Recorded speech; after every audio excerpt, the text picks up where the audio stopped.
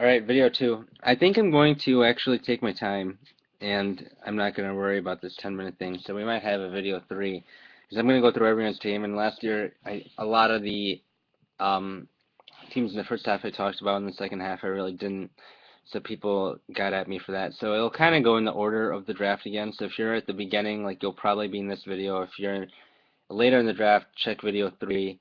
But I finished video one talking about how a lot of people like don't really do stuff, which is really annoying because like I looked at last year and Leslie somehow this boggled my mind because you're like a good like relatively good player. I think you have a chance to win every single year.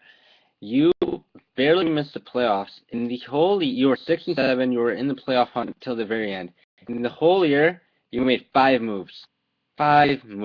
It's unbelievable. Like, cause one move you've got to make to your D will have a bye week and your keeper will have a bye week. So now you've only done one move. That's unbelievable. In a 13 year to only do three moves really boggles my mind. So I really think, and there are a few of those actually. I think Cooley only had 15, which is pretty impressive too. Um, Farid only had 14. Like we gotta start being a little bit more active. But yeah, so like I said, Bobby's at the front. But everyone else I have in the tier, which I'll say at the end. Just wanted to put that at the beginning. We'll start with number one draft pick was Madik. With dude, I don't get your team name, Fatherly Instinct. Why? I don't get it. I think overall, I think you had a you like. I think you mentioned in the thing that you didn't really like your draft, which I don't really either. Like at the beginning, like you kind of have a weird like. I'm 80 AP is a beast, but I personally am not the biggest fan of AP because I've had him twice when he's gotten injured. Like he can recover very well, but he is a little injury prone. And then Fitzgerald, I'm not a huge fan of, but I think he'll have a good year. Rogers too, I'm not a huge fan of, but I think he'll have an okay year. But you make up for it in the end. You go Ivory, not even in the end, in the 7 through 9, you go Ivory, Jennings, Vic, Bryce Brown, Gordon. I think will be a really nice player for you. I think you do a good job overall attaining a lot of assets. Like overall, I don't like your team together, but I think you're very active in the trade market. I think you have a lot of assets that you can move, and I think overall you'll be fine. So I have you in the where I got you. I got you in the playoff. I got actually ranked you as my number six number team, so I have you really on that edge of the playoff and not in the playoff. Bell too. I think Monte Ball. I know you're a Wisconsin alum, but Monte Ball. I'm not sure if in the fourth round there are kind of other things you could have done that you have weaknesses in that you could have addressed. You could have got a good receiver in the fifth round maybe, and also tight end Witten. I don't love Witten, but he's solid player. I think you had an overall okay decent draft. Like I think very average overall. So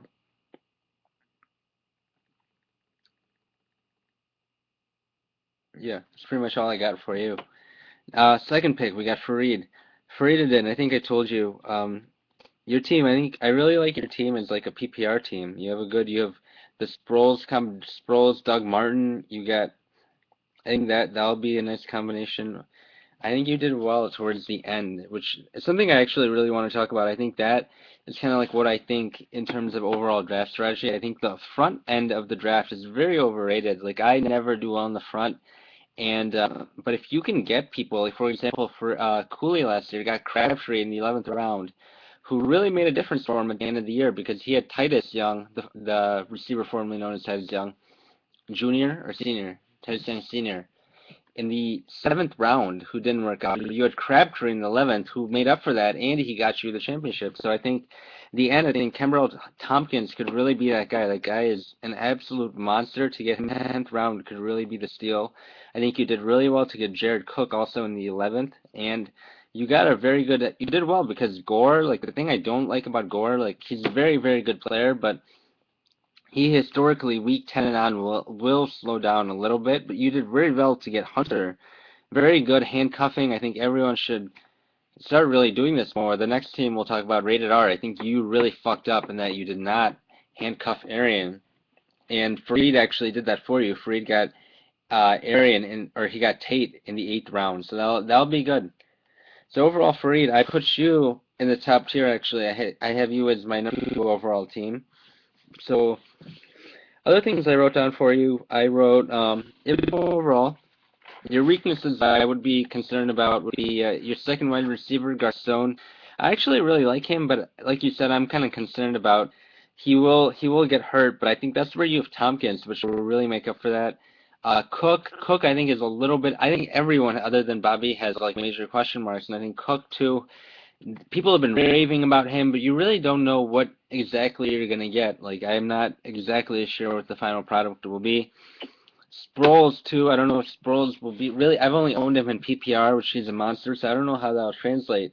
But I think overall you'll be fine. To I think you learned last year you need to be a little bit more active because you historically have drafted really good teams and does not equate to winning a championship. Number 3 overall we have rated R. I think you had a good draft. Again, I think you did well. I think the things I question is in the middle round, I'm not exactly sure. I think Wilson is like a really high-end Wilson in the 4th round. I think Wilson can really give you a lot. He's a very, very high-end, but I'm not exactly sure week to week how he'll be. So I think it's kind of like a boom or bust pick. I think that can really make your team. But first 3 picks, I think you did well with Foster. I think maybe you went a little bit too high, especially I really like him. I think he's a good zone running back. He puts up really big numbers, but they've given him 350 touches for 3 years in a row, like including catching.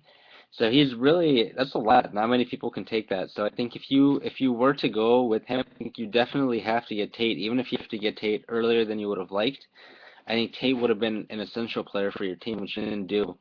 So that I think kind of like gives you a little bit of a minus in my book, but overall, I think you did well. I think you did well in the middle. In after Wilson, Vernon Davis, I think people are raving about Vernon Davis. They say his photo world says him and Pat Collin are on fire, so that'll be good for you. But other than that, I think you did well. I think Jordy in the 7th round will be a good pick. I think Hillman too. I think you have good value for him in the 8th. That's the player I wanted. Bolden in the 9th. I think again, like they have to throw the ball to someone. Who are they going to throw to? So I think you did well. Number 4 overall, we got haters gonna hate. And you know what? Like this is really actually a funny story because I really didn't want to say anything negative about you, like all straight up. Like, and then I was like, I just see I have like a chart because my brother took my printer, so I had to like manually do it, and I didn't like write people's names down. I just like very quickly like went through and like, wrote down the players. And here for you, you'll see like how everyone here is written in red. Fuck. Yeah, like right there, they're all red. Those are all people that are really bad. So you had a really good beginning. I think you did well with Spiller, Marshall, and then Bush. I like two. Holston, I like two. I think RG3 in the 5th. I think it could work out. It could not, but I don't hate it. But then in the 6th, like Narula pointed out, that you really love CB Johnson. Overall, like I've owned him in every league. I feel like at some point for the past 3 years, like he's really good until the groin or that hamstring, like kind of up, and then he kind of turns into a bitch and he stops playing. And also, he's like overall, like he's very boomer bust. Then in the 7th, you went with Antonio, who I actually like every single tight end after your pick in the next like 5 rounds. I think Antonio is just a terrible. I had him in my auction league last year, and I paid $30 for him, which is a ton. And he's just terrible. He's got that chronic plantar fasciitis. He doesn't play a lot, and he's just old. He didn't put. He had a year last year. He put 580 yards and like 5 touchdowns, 6 touchdowns. I don't like Rivers that much anymore. Additionally, you really have no idea what you're going to get. You have no North Turner anymore. You have a completely new offense. You have no idea whether they're going to rely on him. And then you went Dwyer, Redmond, Sidney Rice, Ben Roethlisberger, Matt Schaub. It makes no sense. You took 2 players for the same team, Jonathan Dwyer and then Redmond, in your seventh and eighth round, you can get good players, and then you took Sidney Rice, who